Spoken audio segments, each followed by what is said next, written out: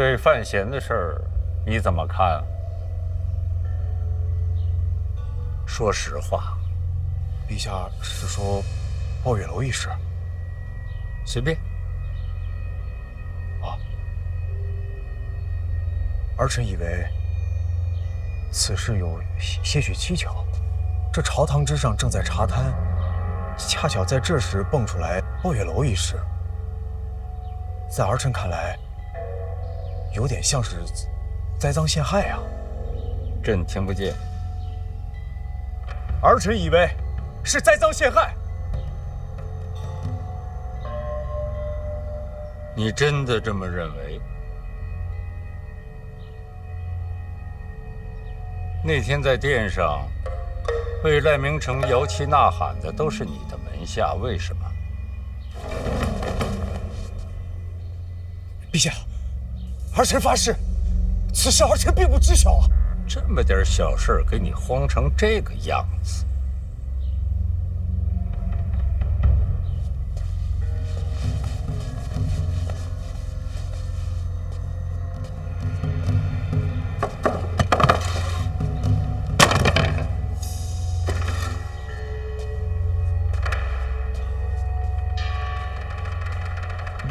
来，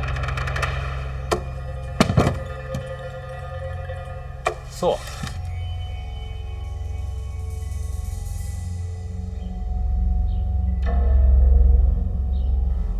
谢陛下。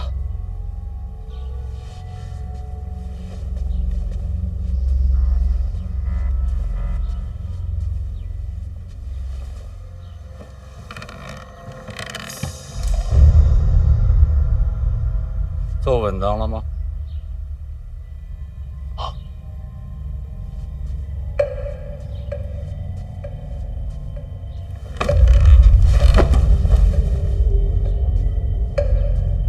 记着，今后遇事要稳当，做人要稳当，做太子更需要稳当。听明白了吗？装不明白是吧？去，回去问你娘。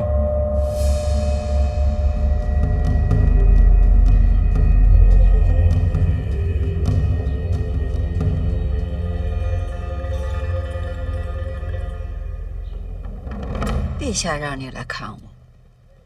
是。但即便陛下不说，儿臣也想来探望母后。其实你来不来看我，陛下根本不在意。在陛下心里，我这个皇后，怕是连模样也记不清了。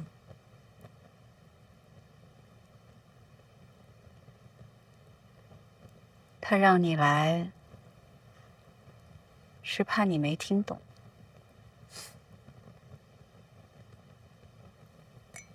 说说吧。他都跟你讲了些什么？这还能说什么？范家父子一起染病，这鬼话谁能相信？是没人信，可人家说了染了病，这不能逼得上朝啊！这要传出去，倒显得我们太蛮横了。那范思哲呢？说不在京都啊。去哪儿了？问清楚，抓回来审。不知道去哪儿了。范家父子染病，不见客啊。我就不相信他们会一直病下去。那如今该怎么办？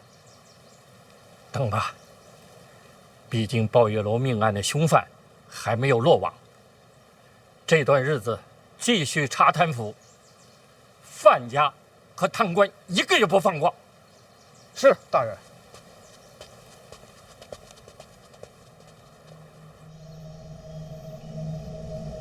抱月楼的事，民间已经传开了。此时猜疑范家的人确实不少，只是这范闲毕竟有诗仙之名，也有不少人猜测此事另有隐情。会写诗可真好。凶犯是不是应该落网？不急，这么快落网，太刻意。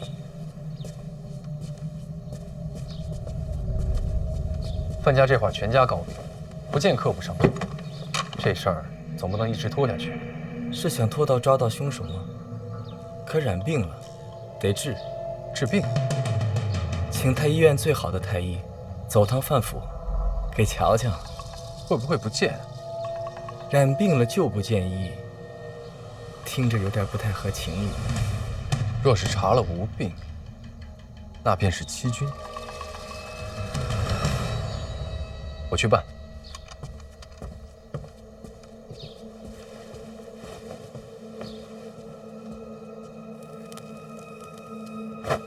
你保范家做什么？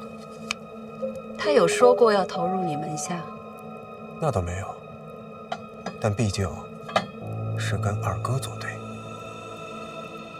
那就让他们去斗，你安心看着就好，何必亲自下场？毕竟也算同盟，所以他才那么说的。让你给个态度，是要让你看清楚他们争斗的细节；让你坐稳些，是让你哪怕看清了，也别胡乱下场，冷眼旁观，瞧他们争。超然于物外，方能以身化天机。他是在教你怎么做太子。一定要让人猜，就不能直说。天子之心，人生难测。至于在朝上替赖明成摇旗呐喊，其实陛下知道，那不是我安排的，他只是想再确认一下罢了。那能是谁？毕竟范闲是黎相未来女婿。林若甫，你猜到了？我知道，陛下也知道。刚才陛下的那番提点，其实你都听懂了，根本没必要来问我。听听母后教诲，儿臣心里还是高兴的。既然听懂了，还故作愚钝。母后，那做太子的，愚钝不就是聪慧吗？是太子，更是夫子。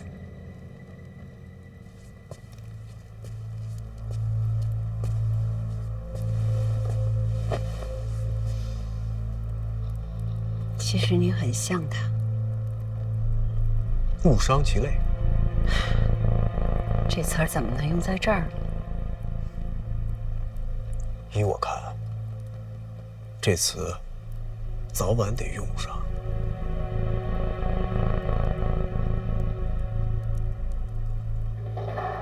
难为你了。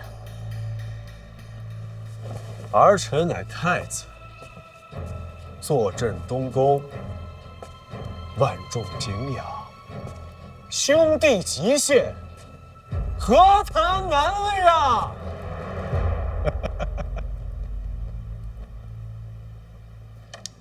哎，老大，来一个，别客气啊！大人做的这点心啊，人间美味，来来来，烫啊！嘿，我家爸爸最爱啊！来来来，坐着吃。客气客气，不用不用。来来来来来，又坐。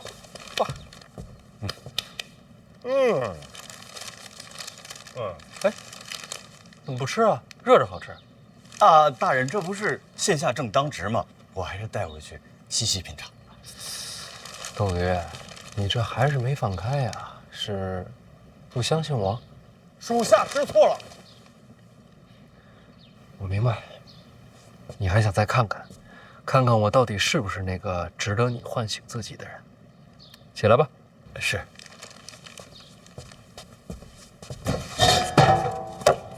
医处那边都安排好了啊，都安排好了。一处的同僚可以说是摩拳擦掌，群情激愤。自从您在殿庭对峙之后，大家都觉得对您的敬仰简直是无以复加。尤其是我觉得我就像找到了指路的明灯一般。敬仰的不是我，是陈院长站在我这头。我这年纪，他们敬仰不了。别人或许如此，但是我跟他们是不同的。有何不同？你看，您这个借力打力，简直是妙极了。借督察院的手，行承摊之风，绝了啊！可以说您就是文韬武略，足智多谋啊。那你先把这糕吃了。我还是回去吃吧。监察院的规矩，凡入院者，当差之时不可食院外饮食，是这条吧？你是怕坏了这规矩？是。低头哈腰、恭顺圆滑这些你可全占了，却偏偏要守这么一条没人在意的规矩。邓子越，你活得挺矛盾。我是蠢，我还是回去吃啊。你呀，老王，你看看人家。我要是跟他学呀，您早得烦死我。老邓、老王都是栋梁。对。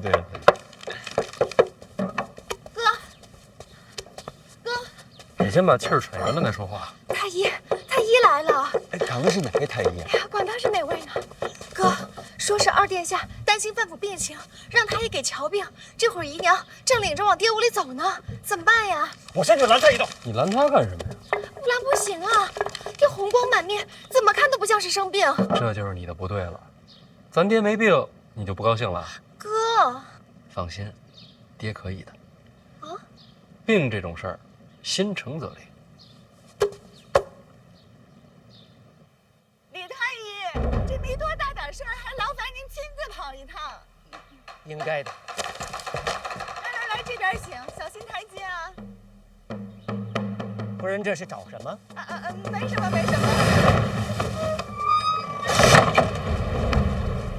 范尚书在屋里吗？在吧。我去看看。要不先喝口茶？不用，看病要紧。这也不出来拦一下，起码打个招呼。啊？没什么。我说这病啊，突然就来了，也不提前打个招呼。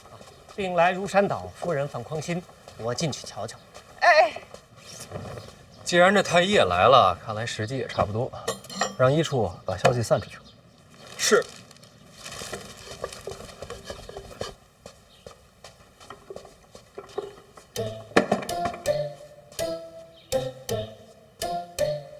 脸色这么难看，会不会绝症啊？先不慌。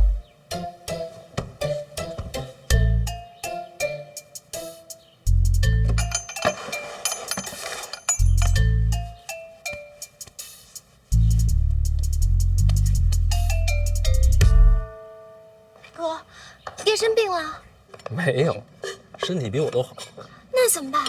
太医查出来怎么办？没病那就更严重喽。那肯定，那是7缺。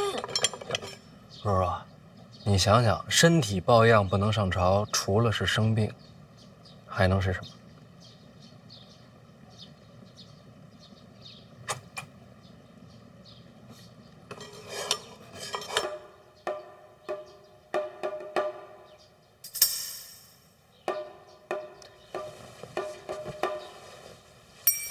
范尚书，范尚书，请把舌头伸出来看看。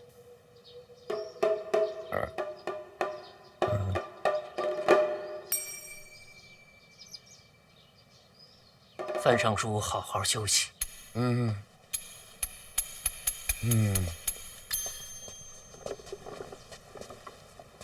范尚书不是生病，完了而是中毒。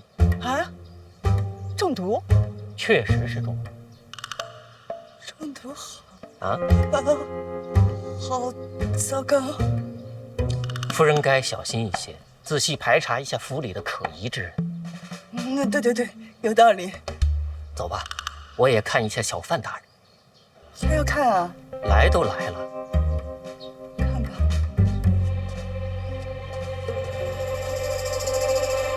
是你给爹下的毒？哎呀，做戏要真，投入要深。那爹知道吗？废话，这种事儿还能瞒他？他没说啥。毒？您放心，在这方面我是绝对专业，这个十分安全。就是见效极快，瞧着吓人。嗯，闻着不错。毕竟是给您喝，口味我可是特地研制过，讲究一个入口柔，一线喉。那我先尝尝。哎，真有医者上门，再喝也不迟，不然浪费了。香是真香。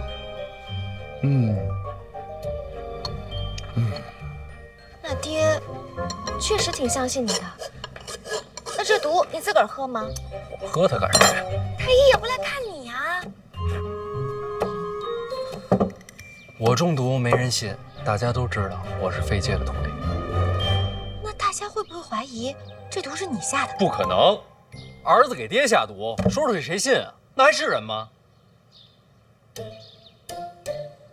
我是不是骂着我自个儿了？也不算啊。大人是诗仙啊，是仙就不是人，不是人就骂不到。你这不还是骂我呢吗？是都能圆上。范闲，太医来了，你醒了没啊？辛苦你了啊，太医。辛苦了，太医，连口茶都没喝。范闲，太医来了，你醒了吗？范闲啊，起来见见太医吧，过来给你看病的。范闲，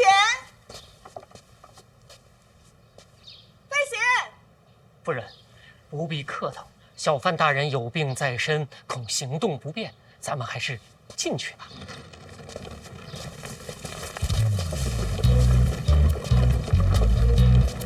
姨娘来了。范闲呀，这位是专程从太医院赶来给你瞧病的。多谢。哎呀，大人，大人呐！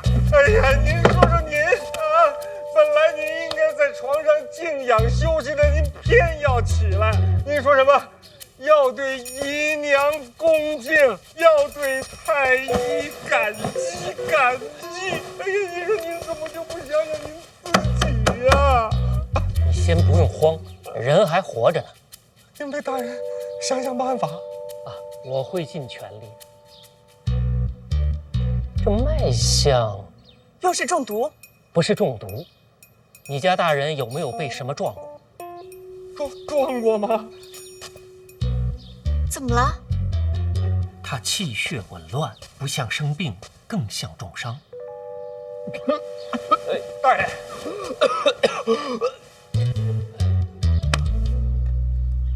吃了吗？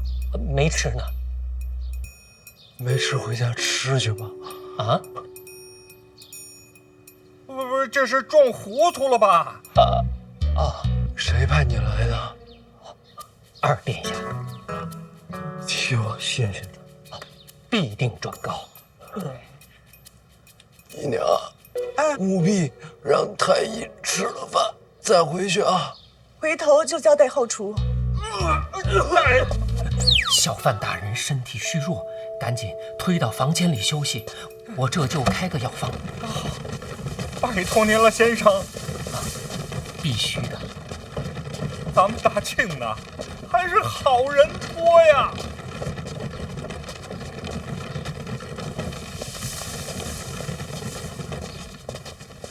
要不吃了再走？为保万无一失，咱们再来一遍。来，听说过抱月楼吗？知道，范家小公子开的，出人命那个。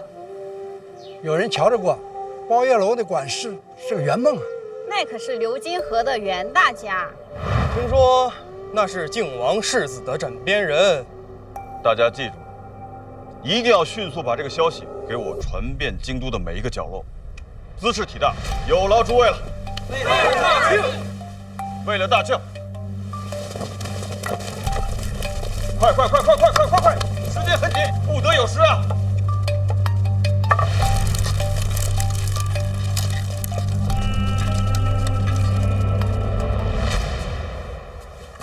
真是这么说的？是。太医回来后说了，范建中毒，范闲重伤。他还说他行医多年，绝不会看错。范建的毒啊，是范闲下的。范闲？不会吧？你瞧，说的你都不信，说出去能有用吗？毒我能理解，范闲的伤哪来的呀？大人，您真的没事吗？没事儿，都是表演。表演为何物啊？就是做戏，晒会儿太阳就好了。哎，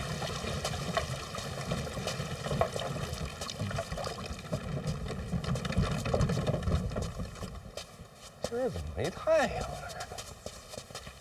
哥，这太医开的方子。方子没问题，太医是有真本事的。你是怎么骗过他的？我们学武的，装个病再容易不过了。大人，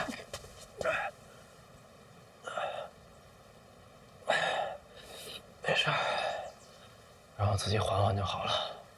大人，您自从回了京都，这真气就越来越不受控制。您这样下去不行，得找个人问问吧。问谁去啊？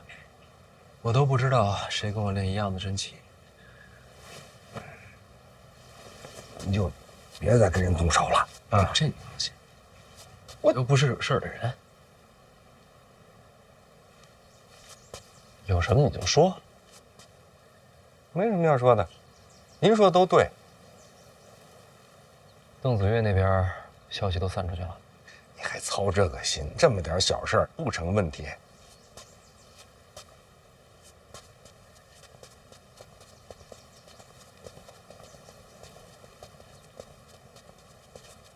叶小姐来了。叶灵儿，晚上来了吗？真病了？没有，装的。哦，那我会转达给马儿的。他是有什么话要你带给我吗？你又没病，就不转达了。那你帮我告诉他一声，我很想他。知道了。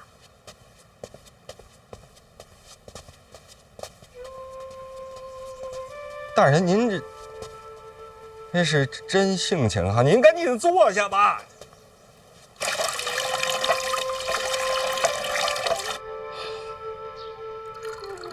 大人，那个圆梦和靖王世子的消息是，散播出去了，而且从结果上来看吧，百姓确实还是更相信您一些。那你还叹什么气呀？发什么愁啊？因为近来六部之间有一些传闻，说的可难听了，说是大人他以权谋私。哦，这话怎么讲啊？督察院彻查贪官，那说都是大人在背后指使啊。那证据就是被查那些贪官都是二殿下的亲信嘛。所以范闲这所谓查贪惩奸，不过就是党争罢了。借大义是幌子，与李承则为敌才是底子。大人，您都听说了？听你这么一提，猜出来了。那这传闻有什么问题啊？这堂上的诸公不都是这样啊？但是我不行啊，我的背后是监察院，大义这幌子，我能用第一次，就能用第二次。我今天能用这手段对付李承则，明天啊，就能用同样的手段对付京都的每一位朝臣。来，喝点水。那到时候啊，就会人人自危，大人就会成为众矢之的。这还没法解释，除非能让他们觉得我没那么阴险，就是年轻莽撞。妙啊，此计甚妙。大人，该怎么干呀？大人，您干嘛去？见马儿。哎，大人，不合适，真的不合适。您别忘，现在对外您是有病，你有谁说不是呢？你有药啊？不是你有病，你哪有上京溜达的呀？那是我未婚妻。那就更荒唐了。让京都百官觉得我荒唐些，有什么不对吗？妙啊！老邓回医处，圆梦和靖王世子的消息继续散，他们要的是官场，我要的是民心。是。大人，您好歹得做着这个啊！咱现在是重病啊！圆梦跟世子的关系已经传遍大街小巷了。小范大人身为监察院提司，想传播个消息，轻而易举。世子一直跟殿下走得很近，已经有人在猜这抱月楼背后不简单了。无妨，坊间传闻嘛，这点我跟范闲倒是英雄所见略同。他有传播，我何尝不是啊？殿下已经传播谣言了，坊间未曾听闻啊。坊间咱们斗不过，百姓嘛，天生恨贪官，这点范闲占了先手。我的消息啊，只送官场。殿下，这京都官场好人可不算多，未必有人会在乎人命关天。可他们在乎他们自己呀，不能老在家待着，走个亲戚。走个亲戚，赶在这个时节。我这个人吧，有个重要的品质，叫落井下石。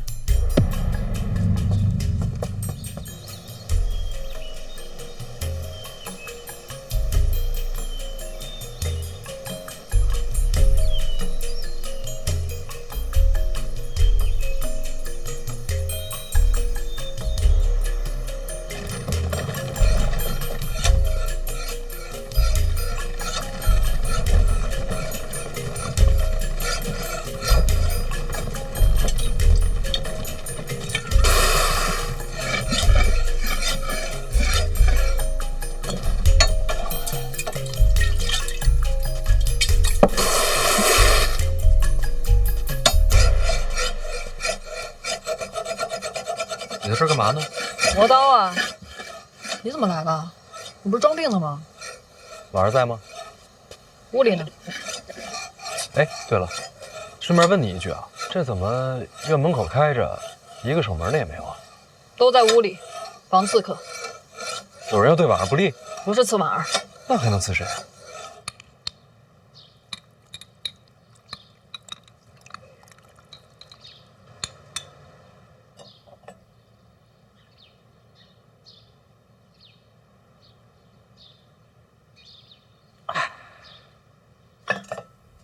二表哥，这顿饭是一定要吃吗？什么二表哥？叫二哥，自家兄妹叫生分了。都这时间了，我串个亲戚蹭个饭，你好意思赶我走啊？命重要还是饭重要？我都要。李承泽来了，你说有人要杀他，谁要杀他？我。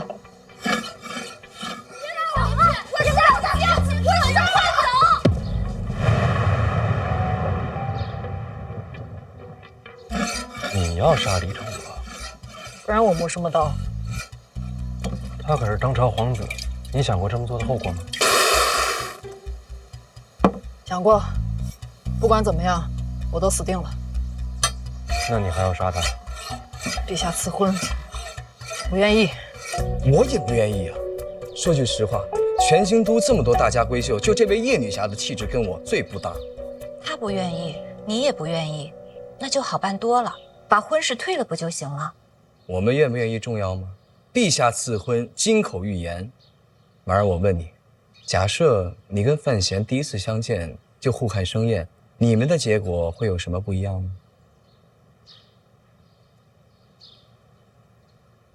你们的结果还会是一样，你们天生一对，因为这是陛下的旨意。其实我们的婚事跟我们无关，婉儿，你只是运气好。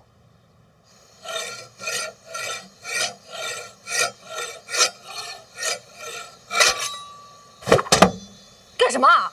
他脖子可没这柱子硬，这刀够快了，杀人足够。你根本就不敢杀他。你所谓横刀，只不过是摆个姿态，告诉所有人你心里不满，然后指望借着气势把他吓走。你只不过在逃避罢了。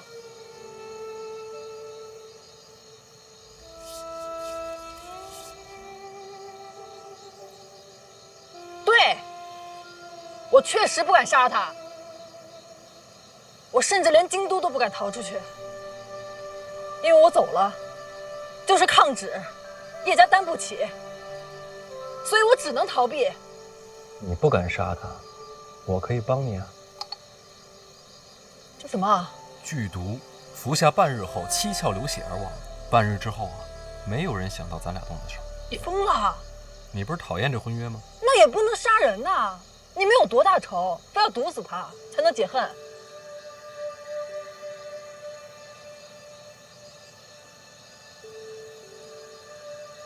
你说的对，我想错了，不能毒死。走吧，我进去看看。你呢？算了，我也进去吧。逃避又能逃哪儿去？总要面对。是要面对，现实着实残酷，却又无处可逃。二表哥话里有话，不如直抒胸臆。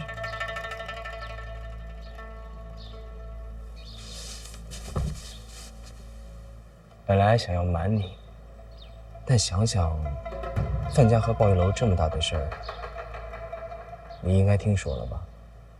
当然。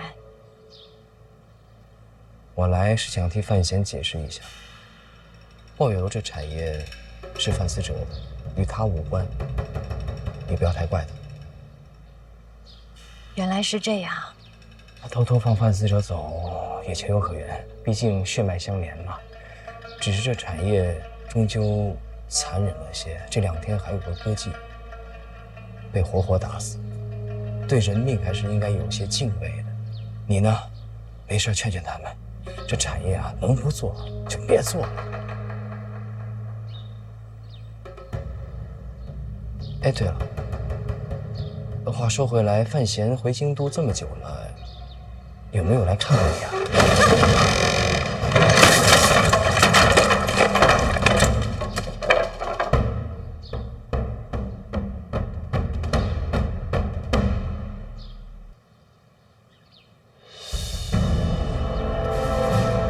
不好意思啊，手滑了。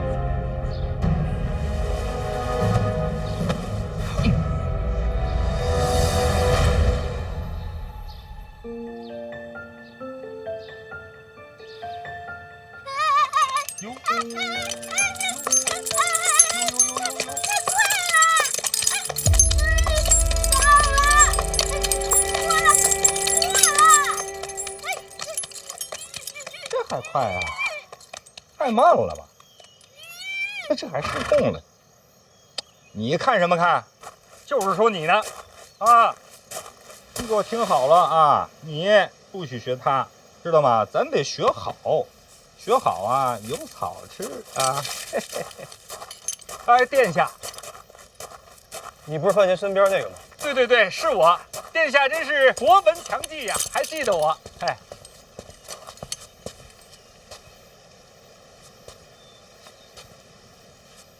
在城外，我的战马就是被你打死的。不是我，那是高达，站我旁边那个。你们2个一起的。殿下您别误会啊，我比较温和，这高达比较暴躁啊。你叫什么来着？在下邓子越。邓子越，之前是这名？正是啊。邓某行不更名，坐不改姓。人呢？进去了吗？谁呀？刚才那个北齐大公主啊，她路过，走了，去哪儿了？那边。你怎么没拦她呀？我哪敢拦公主啊？她是来见婉儿的。她刚才没来得及说。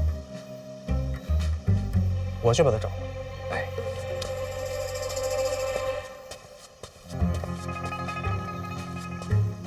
邓子越，记住了。邓某惶恐啊！子越惶恐啊！邓子越惶恐啊！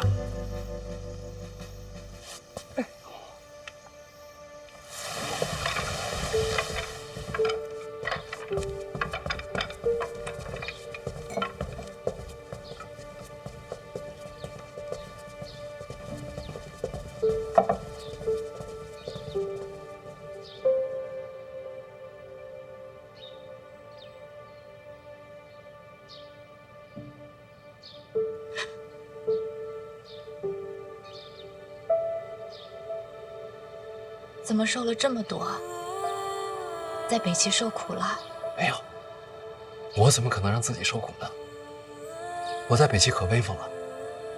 再说了，受点精神。那可别弄垮了身子。对不起啊，这段时间让你担心了。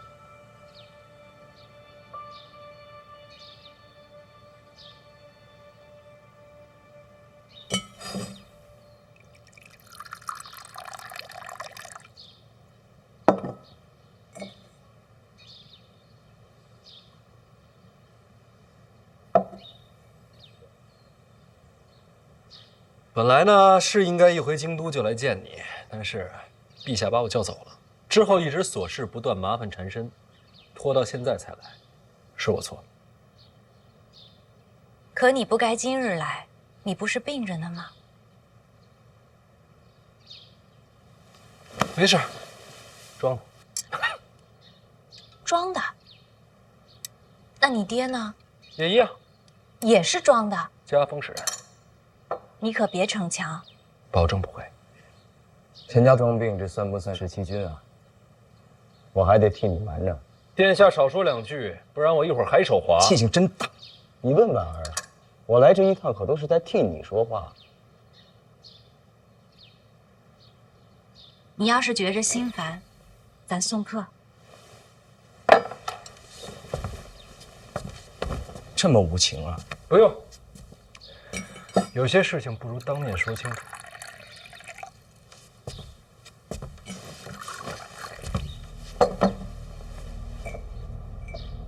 抱月楼外惨死那姑娘，她姓金，你知道吗？我该知道吗？怎么听起来你们很熟啊？他爹也是死在抱月楼外，这么巧啊？怎么死的呀？怎么死的？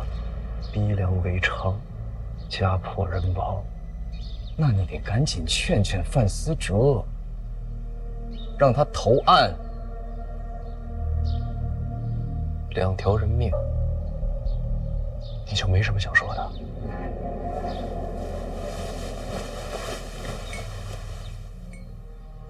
可惜，没了。我该说什么呀？京都这么多人，每天都有人死，撞到谁头上我能预测呀？除了可惜，你让我说什么？嗯？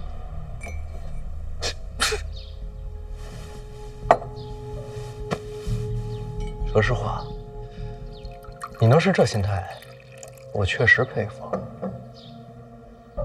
生死无常，看淡些。这话说得好，我记住。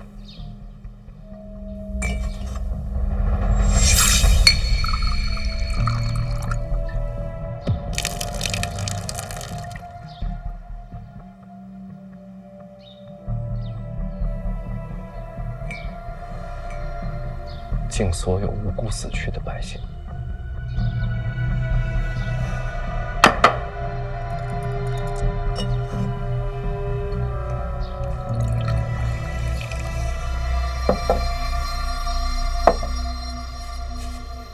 他饿了怎么办？就这么会儿，没事儿。哦。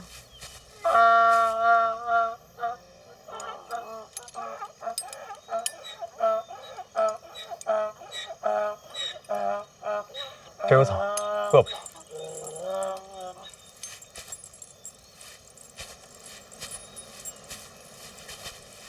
哎，我们不事先通报，直接来见林郡主，会不会有些不合礼数？不要紧，婉儿跟我自家妹妹一样。怎么了？头发乱了。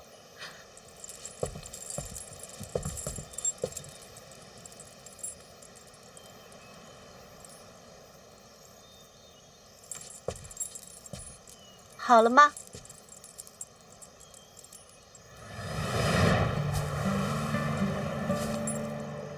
好了。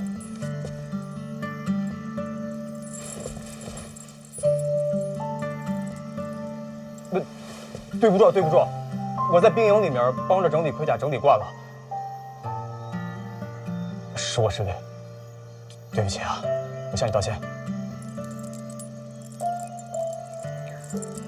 我接受你的道歉，下次别这样了。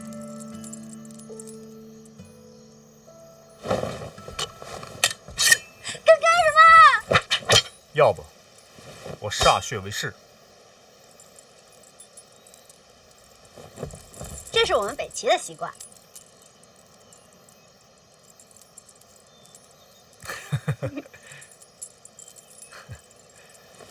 我这个人是不是太粗鲁了？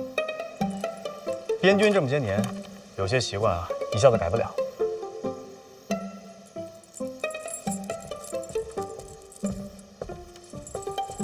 不使率真，倒也是好事。啊？啊？咋了？这边。哦。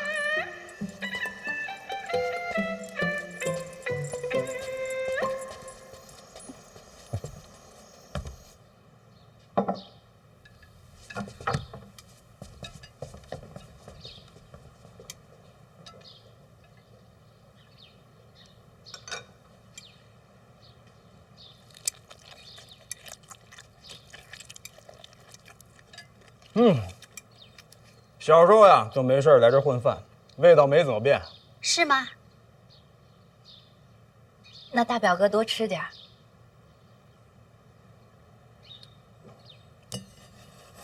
我刚刚进来的时候，气氛不对呀。我还瞧见没什么怪的，倒是你们二位，这是我欠他一匹马。什么马？我们刚去了集市，将马买了。大齐皇室向来坦荡，绝不欠账。买马？武刚试骑了，庆国战马倒也风驰电掣。京都集市上买的战马？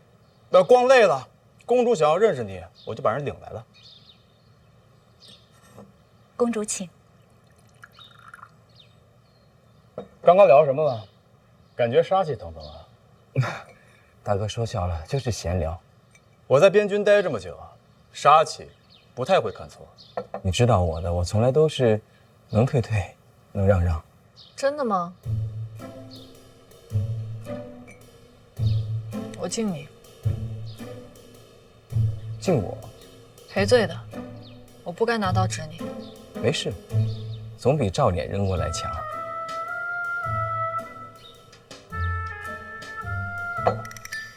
你有心上人吗？什么？就是那种以身相许、青梅竹马。没有。我也没有。好事，未来成婚，你我多少些痛苦。怎么了？我刚刚一直在看你。在看我？想看仔细点儿，之前没有端详过。喝醉了？我是喝酒了，但我很清醒。殿下，我看了你好一会儿，你很有特色，但我还是没法喜欢你。所以呢？你对我呢？差不多。那咱们应该共同努力，把这婚约给退了。怎么退？你刚刚不是说能退就退吗？不是一码事儿，这是陛下赐婚。那咱俩之间毫无感情啊！重要吗？这不重要吗？婚约定的是下半生，信命吗？你不会告诉我咱俩之间的婚约是命中注定的？人生在世，命运所人。对于你我二人来说，陛下的旨意就是天命。既然无法反抗，只能接受。那就不能想想办法吗？那你问问在座的各位，都是赐婚，你问问他们想过逃吗？早就想过啊。从边境回京那会儿，途中几家驿站，我都留好了马匹。留马？为什么？我想着，咱们也该见见公主吧。如果见了还行，那没什么好说。如果不行呢？京都出城驿站换马一路不停，没几天就能到边境。你准备什么时候逃离京都？怎么谋划的？我能一块参谋参谋吗？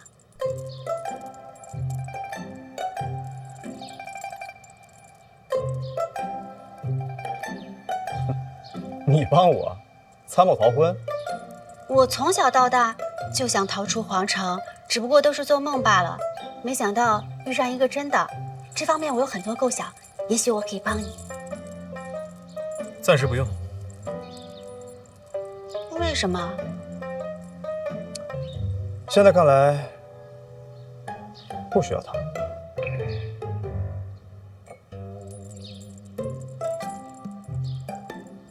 那你若是想逃，告诉我一声。好，保证第一个跟你说。你若不愿私婚的话，也可以考虑看看逃去边境，那里山高水远，无拘无束。我逃不了，叶家满门都在京都，全家走也不是不行啊。不太可能。叶家世受皇恩，皆有军职，怎么可能逃到边境？听着都像造反。不去边境也可以去儋州。我刚来京都那会儿，天天想逃回儋州。你也想逃？若不是我遇到的是婉儿，我早就逃了。为了婚事，你敢抗旨？后半生比圣旨重要。也对，别人不敢说，但小范大人是哪哪都敢去。别说当年，就是现在，要是真心想走，北齐也不在话下。毕竟交友广泛。小范大人在北齐的传闻，其实都不是真的，尤其是多情二字。殿下，咱们这儿没人提这二字啊。可是传闻很多啊，你和朵朵谁不知道？全天下都认为你小范大人和我北齐圣女海棠朵朵心有灵犀，情根深重，相见恨晚。修辞可以不用这么多。这些传闻，郡主都听过吧？早就听过了。所以这次前来拜访，就是为了辟谣，小范大人与朵朵绝无私情。传闻是假的，不能说假，那些事情倒是都有。都有是吧？是，什么殿上诉衷情、寿宴双飞舞啊，都是真的。真的是吧？但是这些都是逢场作戏。小范大人与朵朵只是性情相投，有些默契而已，其他情愫绝对没有。有些默契，是吧？殿下啊，你说你马呢？不是，我是说你的战马呢？在门口啊。我能去看看吗？那你去呗。那你能带我去吗？哦，好吧，那我陪他去看一下。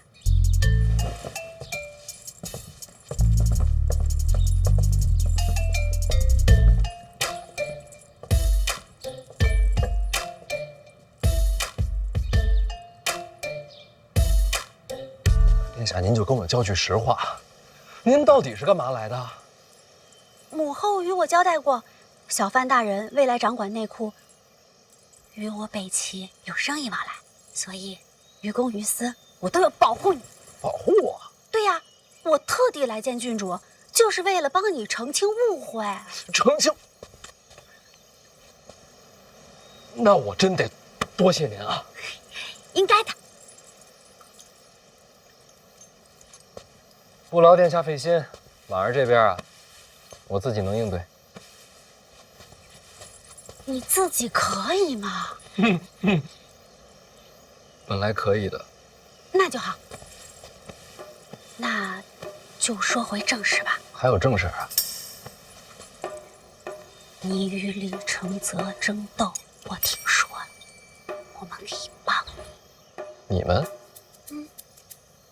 你要斗倒皇子，起因就是他暗中与沈仲走私。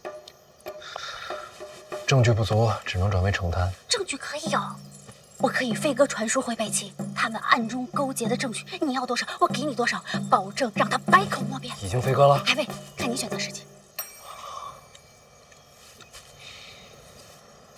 殿下，您这个时候让北齐那边送来证据，百口莫辩的不是李承泽，是我。为何这么说啊？顺序错了。若是北齐先送来证据，我再参他，这叫做顺理成章。现在所有人都知道我和他撕破了脸，北齐再这么配合，直接把证据送过来，别人怎么看啊？通敌的是他还是我呀？这个顾虑倒是真的，可是若不牵扯通敌，怎样才能斗倒一个皇子啊？不劳殿下费心，方法我自己想。有什么需要北齐支援，尽管开口。多谢多谢多谢。来都来了，你的马呢？牵过来看看。牵什么马呀？你这不喂着呢吗？就它啊？这也不是马呀？怎么不是？集市上买的就这一匹，我刚刚还骑了风驰电车的。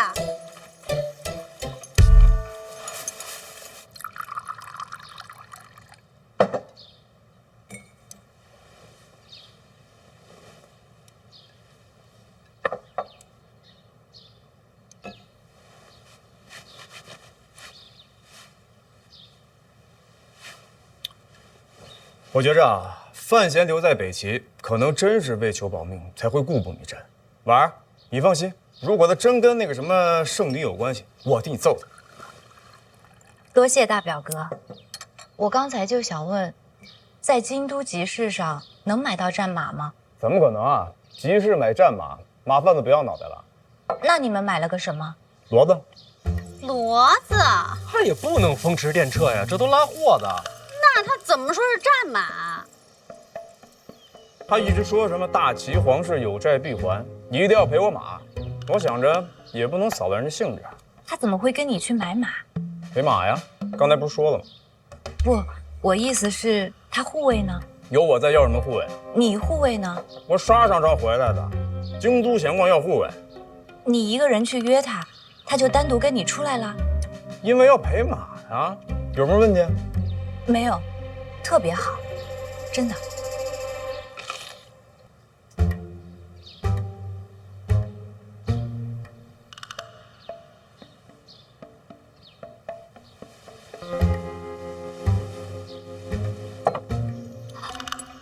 看来啊，是他被马贩子给骗了。谁被谁给骗了？他毕竟是皇子，想必跟我一样，生来便被重重保护。就算去了边军，估计也不会让他真的涉险，所以跟我一样，骡马分不清。这也能找到解释？皇室子弟总有无奈，你别告诉他，不然他多尴尬。如果范闲没说穿，你们啊也别拆穿真相，没必要让他难堪。唉，怎么了？真是羡慕。抱歉，没法比。大哥在边军多年，行诗飒爽，我学不来。不过是粗鲁罢了。期待大哥未来日子再回边军，杀敌立功。承你吉言。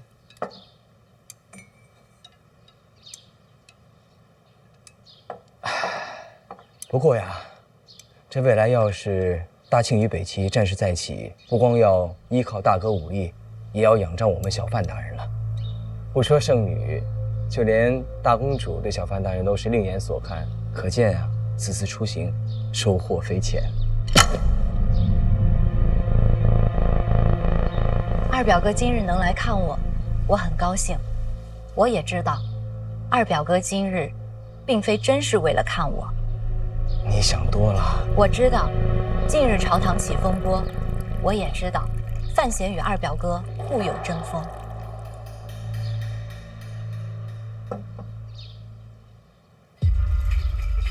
婉儿，这些事啊，与你无关。二表哥，我毕竟从小也是在宫里长大的，你的行事手段我都看着，你说的每一句话，做的每一件事，绝对不会无的放矢。今日你来，话是说了很多，其实也就4个字：釜底抽薪。哦，怎么说？陛下旨意，与我成婚者，接手内库财权。今日二表哥话里话外，抱月楼也好，北齐传闻也罢，无非就是让我心生芥蒂，毁去婚约。范闲没了财权，自然无法再与二表哥争斗。二表哥，这才是你真正的目的。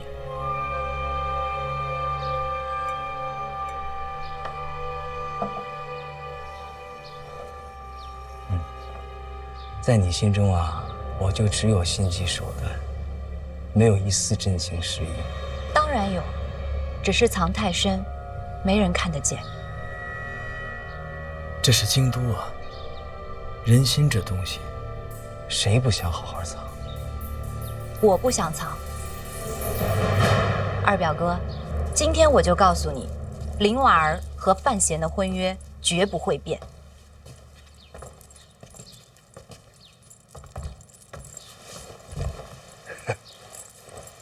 哎，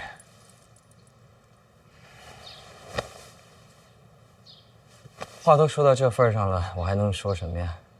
只能说啊，我今天就不该来。二表哥随时都可以来，只是不用带太多的心思。这位叶女侠，今天还杀我吗？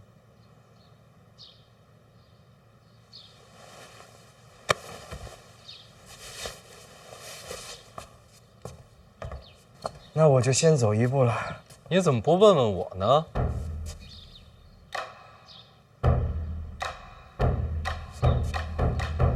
怎么，小范大人要亲自动手啊？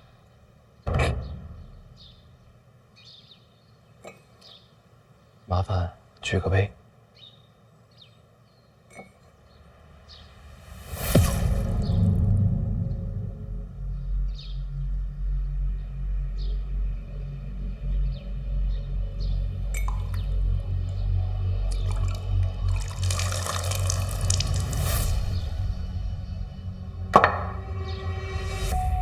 你在酒里下毒？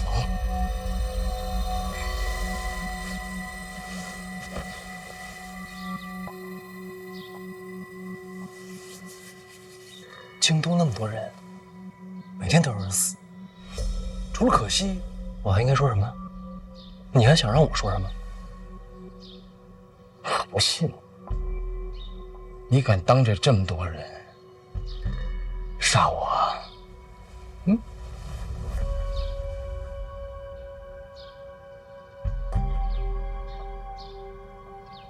什么毒啊？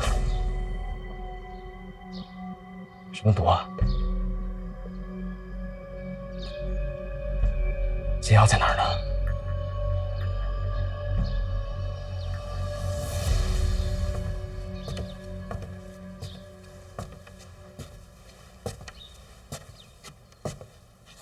生死无常，咱们呀，看开点儿。这话是我今天刚学的，还真不错。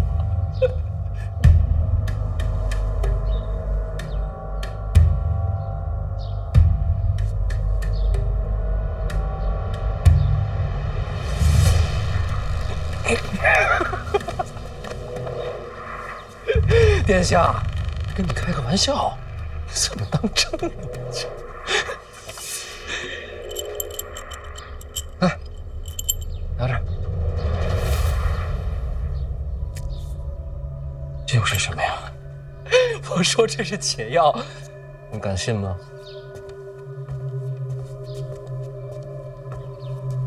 老二，咱不打扰他。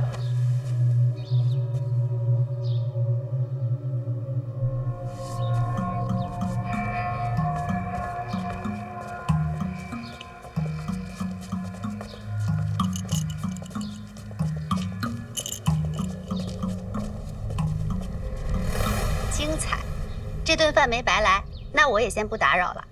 我送你。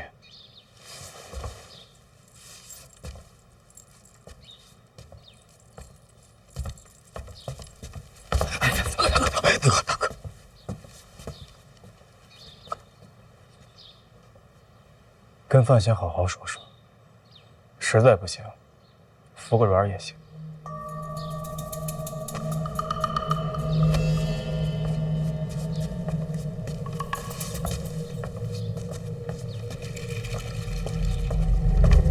这才是毒药。什么？你说什么？这是毒药？你怎么知道的？范闲亲口说的。所以说，刚才酒里没有毒，这个是毒，是吗？啊？你说呀！